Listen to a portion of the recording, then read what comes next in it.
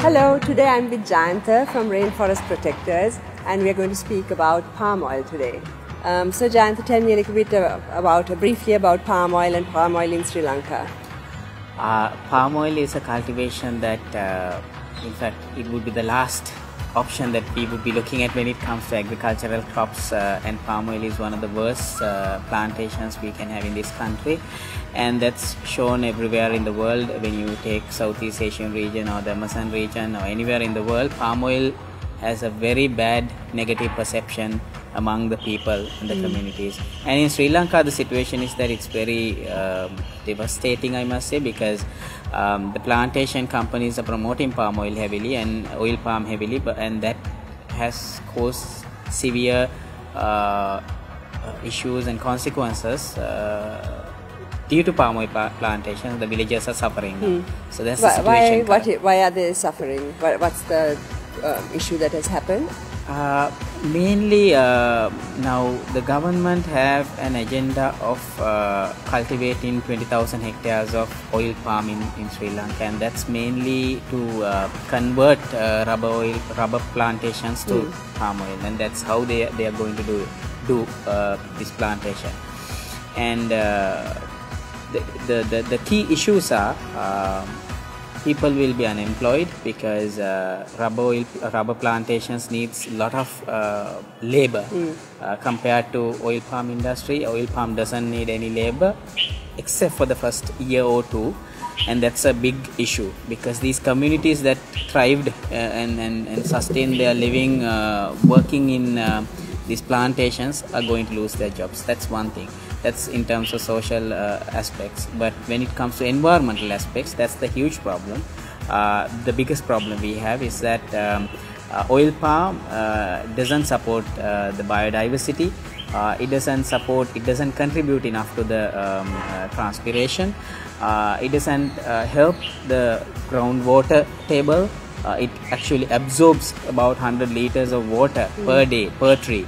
So that has a huge impact on the water table, plus the soil erosion, because the rooting of the oil palm is so fragile. It doesn't have any strength to hold the soil together. So the landslides, soil degradation, and even filling up rivers will going to be a big issue. So these issues people have realized, and they are now protesting against these plantations. And also, I mean, internationally, we've seen over the years the devastation it's caused on many countries with their forests and wildlife, and you know, in the aspect of nature. And it does it not support a lot of the biodiversity from birds to animals to insects to all of that? Correct. Now, when you talk about biodiversity, that's the biggest concern we have. It does not support any biodiversity per se, because if you really talk about any other plantation, for instance, rubber does actually help biodiversity, and it's a climate regulating plantation. It supports the climate regulation. But when it comes to oil palm is actually poisonous to some other species. For instance, we know the famous story about orangutans in Borneo, and everybody, when you talk about oil palm, orangutans come as the first species that we understand have faced a huge threat of extinction. Now in Sri Lanka, we all know, and everybody accepts, including the plantation companies, accept the fact that when the dogs go into the oil palm plantations and they eat the fruit, they get various diseases, and especially the skin diseases. And what the plantation companies say, in fact, one of the meetings that we had with those companies, they say that villagers have to keep the dogs away from the plantations, which tells you a long story about the problems. If the oil palm fruit is poisonous for dogs, how can it be for the other small species? For instance, bees and butterflies and the birds that otherwise will thrive on rubber plantations. So in terms of biodiversity, there is a huge issue which is understood everywhere in the world, and therefore it's going to be a big issue for our country as well and our biodiversity. And then on the same point, how does it affect humans versus the coconut oil that we are used to using, which is now being substituted a lot by palm oil. And from what I know and what I've read, it's a lot of negative impact that it has to our health. There is a lot, and that's actually a big strain on our economy as well when you talk about these oil palm plantations, and we are getting used to oil palm a lot. Instead, what the Coconut Research Board and the Coconut Development Board would have done is actually to promote coconut plantations, but the Coconut Development Board doesn't promote coconut, and they promote instead this oil palm industry, and that is why we are seeing the results of that. The price of a coconut has gone up. It's like unbearable for a common man these days, common families, and in terms of health, okay, let's talk about a few statistics now. We are importing nearly about 80,000 metric tons of vegetable oil, palm oil now to the country, and we are producing only about 40,000 metric tons of coconut oil. So out of this 40,000 metric tons of coconut oil, most of it goes to the European market as virgin coconut oil or something like that. Now that tells you a big story there, because virgin coconut oil or the coconut oil is much healthier than palm oil, and that is understood, and it's a known fact everywhere. But unfortunately, instead of consuming more coconut oil, we are importing more palm oil, and that palm oil has saturated oil, and that is one of the key factors for heart diseases, cholesterol and other diseases. So when you have such amount of saturated oil in palm oil, and you combine it with other products such as say butter or something, another oily product, you're taking too much of oil, so that too much of problems. And just to add you one more thing to the previous question you asked about the biodiversity. Now when you plant oil palm at the early stage, they are the saplings or the small ones, in order to keep the animals that eat these away, they are putting so much of herbicides, pesticides and other toxins just to keep this plantation safe, and that indirectly results in other species who are consuming, who are eating these plants, to die. So that has been witnessed in many plantations. So it's another issue that we have.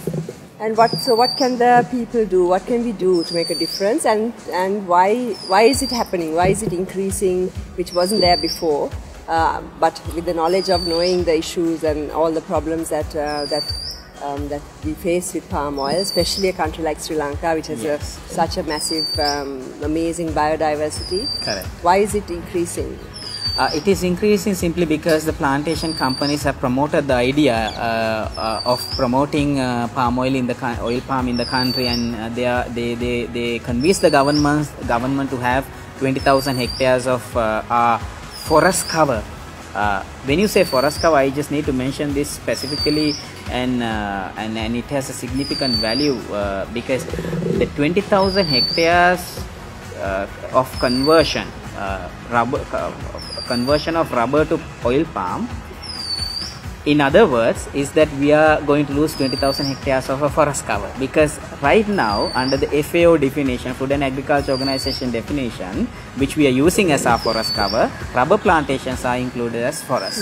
So we pretty much lose 20,000 hectares of forest cover just for the oil palm plantation. Now coming back to the question you asked, why do these companies are promoting this is another question. Like I said, one thing is that they don't need labor.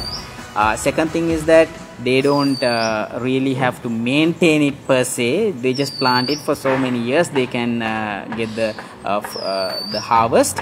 And the other problem is that they don't have to think about the other insects eating these, because like I said, the biodiversity, the other creatures can't survive on these oil palm plantations. So they are promoting it under that basis. And on the other hand, the government, when the government said that okay, the plantation companies could go for these oil palm cultivation, they laid out certain conditions as to you can't do it on certain slopes, For instance, if the angle is more than 45 or 60 degrees, we already have soil conservation act in place in which it says where you can't cultivate, plus more than 20% of the land area you cannot cultivate. So these are the things that the government, the conditions the government laid down, but the companies don't follow these at all. So what the main thing that we can do to individually, I know, I mean now I actually consciously look at labels of products, and I do my best to buy products that don't have palm oil, because I've read about it, and I know now over the years the issues, what it causes to your health as well as the environment. Anything else you can suggest?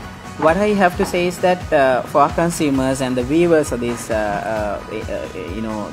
video, is that do not consume oil palm, because the government's excuse or the plantation company's excuse is that we are importing so much of palm oil, and that we need to stop that importation cost, which actually absurd in pay, I must say, because if you really look at the amount of money spent on mobiles, vehicles and other type of importations, that could be millions times bigger than this cost that we incur just to import oil palm. So stop you consuming oil palm, use as much as coconut oil. Plus the other thing is that understand what the oil palm cultivations would do to your area, especially depletion of groundwater, because that absorbs 100 liters of water, and it cannot basically absorb carbon compared to the rubber forest.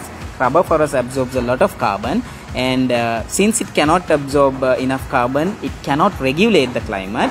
And when you have palm oil cultivations, you have much heater, warmer environment compared to rubber cultivations. We know rubber cultivations used as a model crop in Monragal area just to regulate the climate. So we know that has an impact on the environment, a positive impact compared to most of the other plantation crops. So you get to know these facts. And we also know one thing, finally I have to say, if you really look at the flooding during the month of May in 2017, the oil palm cultivations in Kalutara, Matugama, Agalavatta, that area contributed a lot to the natural disasters. So we need to consciously understand it cannot hold water, it absorbs all the water in the soil, it cannot keep the soil intact, and it actually disturbs the soil structure,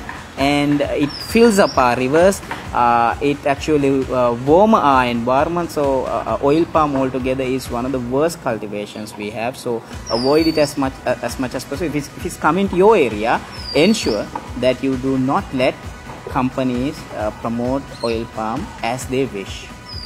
Thank you, Jayantha. Thank you.